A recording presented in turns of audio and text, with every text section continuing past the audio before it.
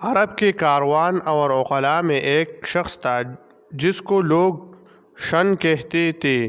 اس نے قسم کھائی تھی کہ وہ صرف اسی عورت سے نکاح کرے گا جو اس کی مناسب ہوگی، اور وہ ایسی عورت کی تلاش میں قبیلوں اور شہروں کو طے کرتا تھا۔ چنانچہ اس کے بعد سفروں میں ایک آدمی اس کا ساتھی ہوا۔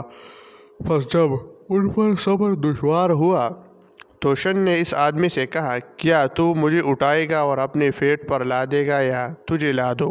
اس کے جواب میں اس شخص نے کہا، اے جاہل، کیا سوار کو اپنے اوپر لادتا ہے؟ پس شن نے اس سے رک گیا۔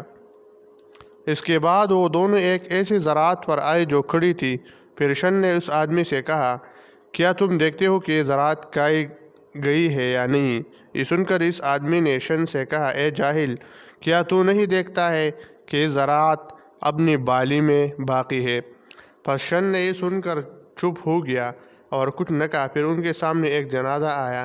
یہ دیکھ کر شن نے اپنے ساتھی سے کہا، آیا تم دیکھتے ہو کہ اس جنازہ کا صاحب مردہ زندہ ہے یا نہیں؟ اس کے ساتھی نے کہا، میں نے تجھ سے بڑھ کر جاہل آدمی نہیں دیکھا۔ تم دیکھتے ہو کہ وہ مقبروں کی طرف لے جایا جا رہا ہے اور وہ زندہ ہے۔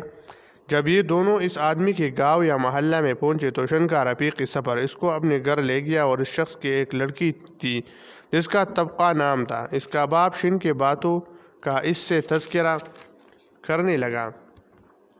اس لڑکی نے اس کی جو کچھ کہا وہ بہت صحیح ہے، اور اس نے تم سے ایسی بات دریافت کی جو اسی جیسے آدمی سے دریافت کی جا سکتی ہے، کیونکہ اس کا یہ قول کہ تم مجھے لادوں گی یا میں تم کو لادوں، اس سے اس کی یہ مراد تھی کہ آیا تم مجھ سے باتیں کرو گی یا تم سے باتیں کرو، تاکہ ہم راستہ قطع کریں، اور پھر اس کا یہ کہنا کہ یہ کھیتی کھائی گئی ہے یا نہیں۔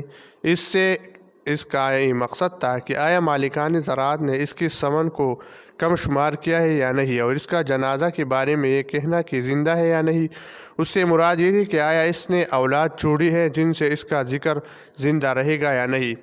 پس جب وہ شخص گھر سے باہر نکلا تو اس نے اپنی لڑکی کی بات اور اس کے کلام کی جو اس نے تفسیر کی تھی اس کو شن سے بیان کیا۔ یہ سن کر شن نے اپنے لیے اس لڑکی کا بیوی ہونا پسند کیا اور اس سے نکاح کرنے کا ارادہ کر کے اس کے باپ سے اس کی نکاح کا پیام دیا اور اس سے نکاح کیا اور اس کو اپنی قوم میں لایا۔ پس لوگوں نے ان دونوں کا حال معلوم کیا اور کہا، شن نے طبقہ سے موافقت کی، چنانچہ